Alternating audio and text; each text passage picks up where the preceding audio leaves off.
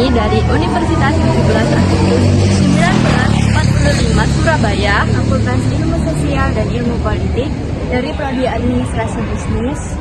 Nah, di sini kami sedang melakukan observasi terhadap PTDK yang ada di Surabaya untuk melihat bagaimana cara praktik korespondensi bisnis yang dijalankan secara nyata di lapangan. Baik, di sini kami akan memperkenalkan siapa saja rekan kami yang akan mengikuti kunjungan di industri yang ada di Surabaya.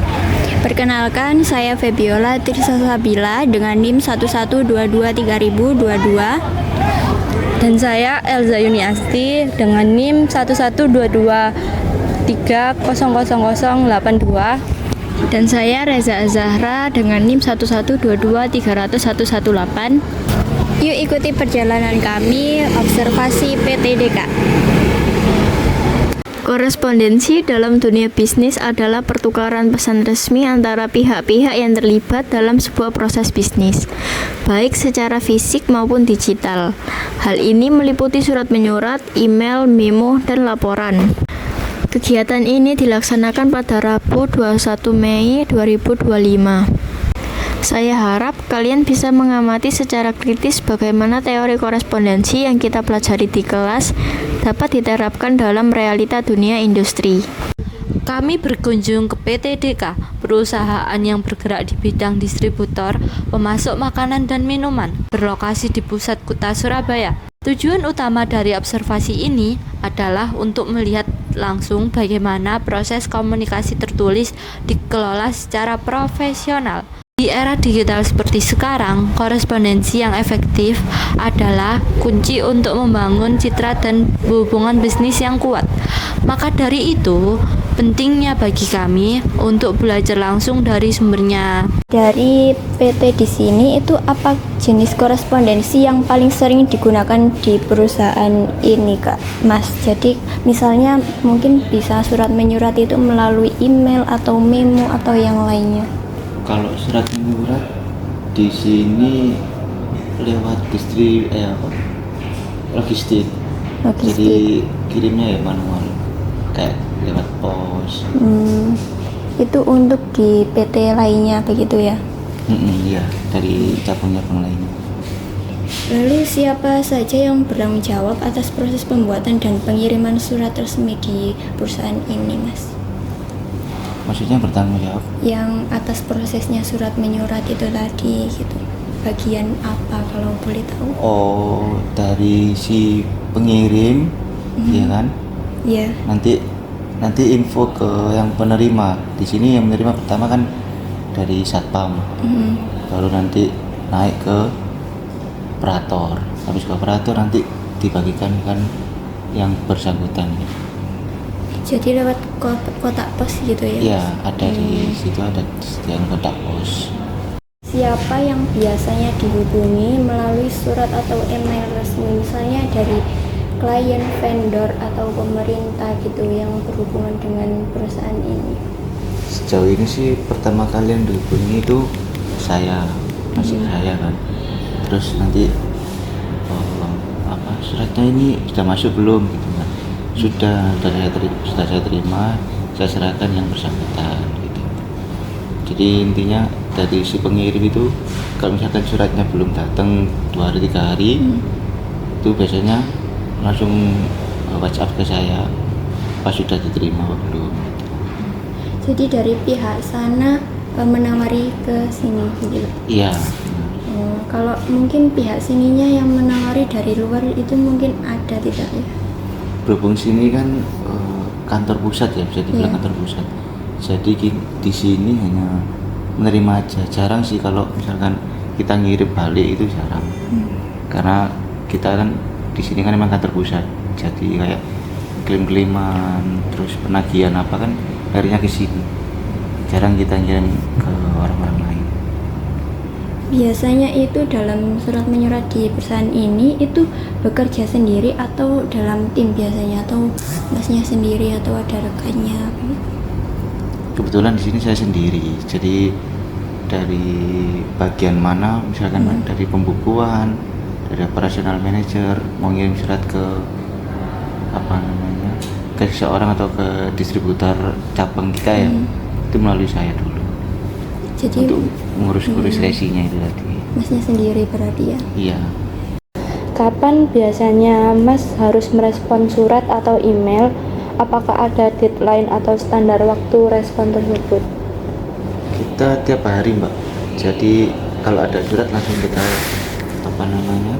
kita bukain semua, terus kita distribusikan ke pihak-pihak yang menerima. Berarti kalau misalnya pihak sana terus dikasih ke siapa gitu, langsung dikasih? Itu turunnya ke pos dulu, baru ke saya. Habis saya kan direkap semua dulu, direkap kita distribusikan ke yang menerima. Karena itu kan kita di sini kan PT, dalam arti apa ya, kan kantor itu banyak. Terus dari cabang-cabang lain itu kayak misalkan kirim-kiriman biaya depo gitu kan, biaya bensin itu kan kirimnya ke sini. Jadi hari itu juga harus didistribusikan. Berarti harus langsung direspon langsung, Iya, langsung. habis direkap. Untuk pertanyaan selanjutnya, mengapa menurut Mas korespondensi formal masih penting di era digital ini? Karena sejauh ini kalau misalkan lewat email, bener sih ya apa ada datanya gitu kan, cuman sifatnya kita kan balik lagi Mbak. Itu kan karena ada kayak pembelian bensin, parkir semua kan manual, jadi dirangkup jadi satu, ada memo gitu kan, semacam kayak memo gitu, terus dikirimkan ke sini, jadi nggak harus lewat email. Berarti kayak surat menyurat gitu ya, nggak online? Bukan, kecuali kalau penagihan khusus baru kita lewat email. Lalu apa alasan perusahaan menetapkan format khusus dalam menulis surat resmi? Maksudnya gimana? Maksudnya itu kalau misalnya ada format, apakah ada format khusus buat ngirim surat kayak seperti ini gitu loh Mas, kayak ini tuh dari PT mana, dari ada. perusahaan mana? Itu ada yang namanya resi itu tadi. Jadi kita kirimnya kan manual dari resi dia tulis PT mana, UP-nya ke siapa gitu kan, terus sama siapa. Di mana semua dokumen dan surat disimpan dan diarsipkan? Kalau ada gudangnya sendiri Mbak. Jadi kalau misalkan dokumen itu sudah nggak dipakai, kita kumpulin, terus itu selang tahun 2 tahun baru kita musnahin. Berarti sistemnya itu manual ya? Manual, masih manual. Bukan kayak digital gitu? Bukan. Lalu bagaimana alur proses penulisan, pengecekan, dan pengiriman surat resmi di perusahaan ini? Maksudnya? Kayak alur dalam proses penulisan buat dikirim ke PT lainnya itu bagaimana? Sejauh ini kan kita pakai amplop. Oh, cuma pakai Jadi amplop? ya tadi kayak misalkan dari distributor cabangnya kita ini, kayak misalkan kirim-kiriman, biaya depo, biaya pengeluaran kantor itu kan dijadiin satu, baru itu dirangkum di map gitu, baru habis itu didistribusikan ke logistik, jadi nanti baru kita yang terima di sini. Lalu apakah Masnya itu pernah mengikuti pelatihan terkait penulisan bisnis atau korespondensi? Sejauh ini belum. Berarti belajar itu secara langsung gini? Iya, sejauh ini masih otodidak, jadi diterapkan sesuai SOP-nya perusahaan. Oh, disesuaikan sama PT ini? Iya, jadi belum pernah ikut pelatihan khusus gitu. Apakah ada tips dari Mas agar korespondensi tetap efisien dan profesional dalam dunia kerja?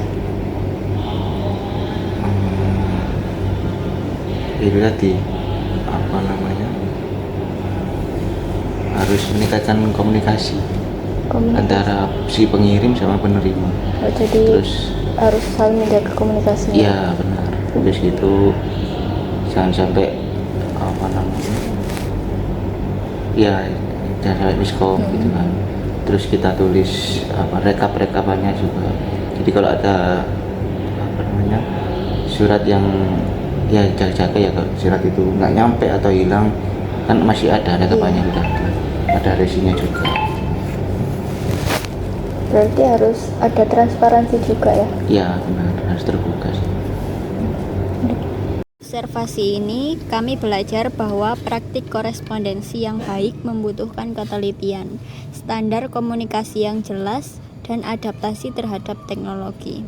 Kami juga menyadari pentingnya peran komunikasi tertulis dalam menjaga hubungan profesional dan efisiensi operasional perusahaan.